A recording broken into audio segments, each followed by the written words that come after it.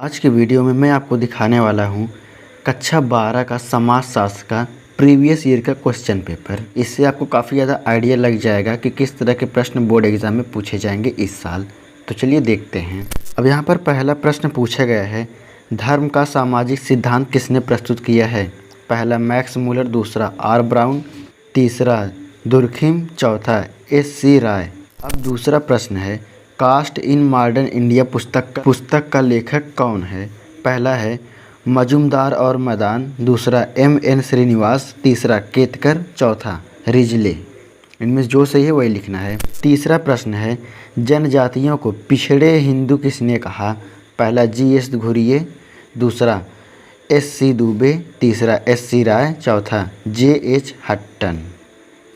चौथा प्रश्न है, भारत में महिलाओं की प्रमुख समस्या है? पहला उच्च शिक्षा का अभाव, दूसरा तकनीकी शिक्षा का अभाव, तीसरा लैंगिक असमानता एवं भेदभाव, चौथा इनमें से सभी। जो सही है वही आपको अपने आंसर शीट में लिखना है। पांचवा है, सोशियोलॉजी शब्द की उत्पत्ति किन किन भाषाओं से हुई है? पहला लैटिन ग्रीक, दूसरा ग्रीक फ्रेंच, तीसरा जर्मन फ्रेंच, चौथा जर्मन लैटिन। छठवां प्रश्न है, ग्राम पंचायत का कार्यकाल कितने वर्षों का होता है?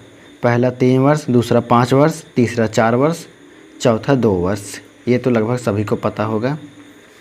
सातवां है, सामाजिक विकास का सूचक कौन सा नहीं है? पहला स्वास्थ्य में उन्नति, दूसरा जीवन यापन की गुणवत्ता में उन्नति, तीसरा शिक्षा में उन्नति, चौथा इनमें से सभी। आठवां प्रश्न है, परिवार वे कारखाने जहां मानव व्यक्तियों का उत्पादन होता है, यह किसकी युक्ति है? पहला M.G. स्मिथ, दूसरा D.H.J. मॉर्गन, तीसरा G.P. मर्डॉक, चौथा T. पार्सन्स। अब यहाँ पर 9वां प्रश्न है, आधुनिकीकरण के क्या परिणाम हैं? पहला नए वर्गों का उदय, दूसरा साक्षरता में वृद्धि, तीसरा रोजगार में वृद्धि, चौथा इनमें से सभी। 10वां प्रश्न है, जनसंख्या वृद्धि के सिद्धांत से कौन संबंधित है? पहला माल्थस, दूसरा सोरोकिन, तीसरा वेबर, चौथा टानीस। तो अभी तक ये बहुविकल्पी प्रश्न चल रहा था। अब हमारा यहाँ पर 11वां प्रश्न शुरू होता है अति लघुत्तरी प्रश्न से। 11वां प्रश्न है, उपनिवेशवाद की प्रमुख विशिष्टताएं क्या हैं? 12वां है, समुदाय क्या है? 13वां, प्रथाओं के 2 प्रकारों को लिखिए। 14, ग्राम पंचायत के 3 दायित्व बताइए।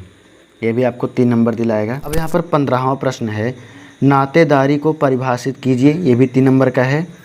दबाव समूह का क्या अर्थ है? 17 है, अनुसूचित जनजाति की 3 विशेषताएं बताइए। 18 है, ग्रामीण समाज की 4 विशेषताएं लिखिए।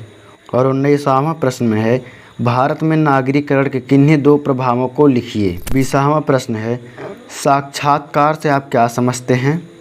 तो यहाँ तक ये अति लघुत्तरी प्रश्न थे। अब हमारा शुरू होता है लघुत्तरी प्रश्न। 21वां प्रश्न है, जाति व्यवस्था की प्रमुख विशेषताओं का वर्णन कीजिए। ये 6 नंबर का है।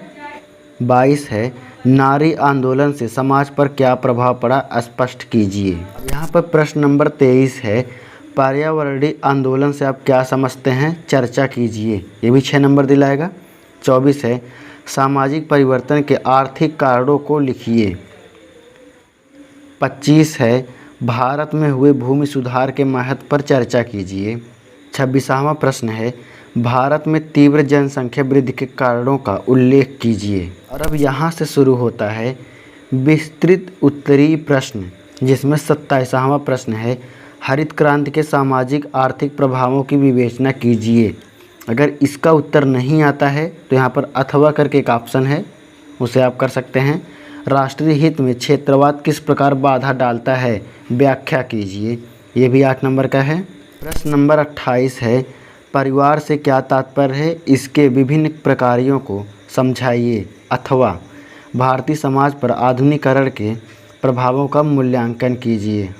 और प्रश्न नंबर 29 है, अन्य पिछड़ी जाति किसे कहते हैं, इसके कल्याण हेतु सरकारी प्रयासों को संक्षेप में बताइए। अथवा भारत में दहेज प्रथा के कारण एवं परिणामों की व्याख्या कीजिए।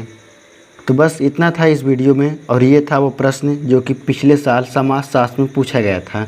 आई होप कि इससे आप काफ़ी ज़्यादा हेल्प हुई होगी और काफ़ी ज़्यादा आइडिया भी लग गया होगा किस तरह के प्रश्न इस साल पूछे जाएंगे और आपकी तैयारी भी थोड़ी अच्छी होगी। तो वीडियो थोड़ा भी हेल्पफुल लगा हो तो लाइक और सब्सक्राइब ज़रूर कर दें।